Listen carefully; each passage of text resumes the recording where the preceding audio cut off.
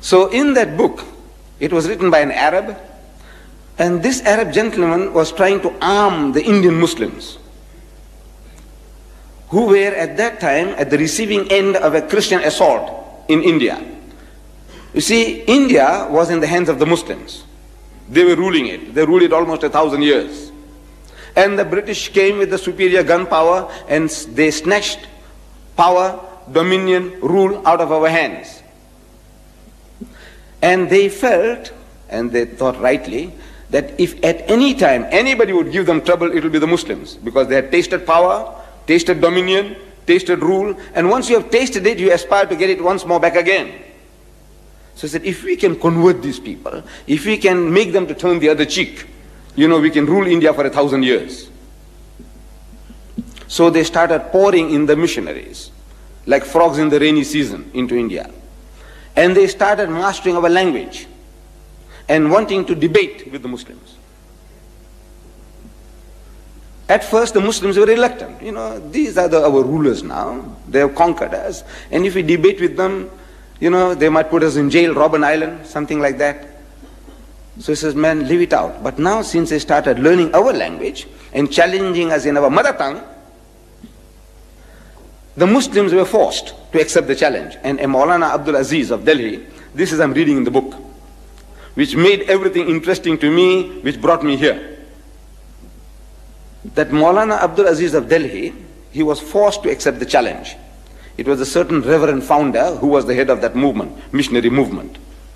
And according to the appointed time and date, the debate started. The reverend started the debate with requesting the Maulana. Maulana means our Shaykh or Imam in our language, you see, in the language of the Indian Muslim. He said, Maulana Sahib, telling him in Urdu, sir, respected Maulana, get started. Start the ball rolling. So the Maulana said, you see, look, you are our elder brother. In other words, Christianity precedes Islam by 600 years. So you are 600 years senior to us. So as such, you have the first preference. Number two, he said, look, you are our guest. No doubt an unwelcome guest, but a guest at that. So as such, again, you have the first preference. So the Reverend was forced to start the debate. And he started with a question. He says, Maulana Sahib, speaking in Urdu, Maulana Sahib, where is your Prophet Muhammad now? So the Maulana, after a pause, he replied that he is in Jannatul Firdaus, in heaven, blessed heaven with God Almighty. Out of that answer came the second question. He said, all right, tell me now, where was he when his grandson Hussein was martyred at Karbala? So the Maulana again thought for a moment, and he again replied, he was still in Jannatul Firdaus, in blessed heaven with God Almighty. Out of that answer came the third question. I'm reading this in the book. He said, all right, now Maulana Sahib, look, if your Muhammad was with his Allah, as you say, and while his grandson was being butchered, Shaheed, at Karbala, didn't he ask his Allah for help? He said, look, my grandson is being butchered, please, have mercy on him, save him.